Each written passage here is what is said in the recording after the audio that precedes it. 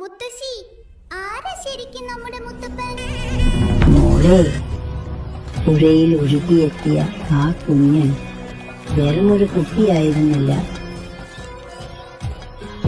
ഈശ്വരൻ മണ്ണിലേക്ക് ഇറങ്ങി വന്നതായിരുന്നു.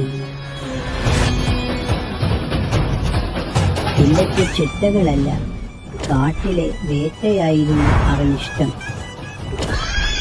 പാവങ്ങളുടെ കൂടെ നടന്നു, വില്ലുമെടുത്ത് നാട് ചുറ്റി. വഴക്കു പറയാൻ വന്നവർക്ക് മുൻപിൽ അവൻ ആ ദിവ്യരൂപം കാട്ടിക്കൊടുത്തു.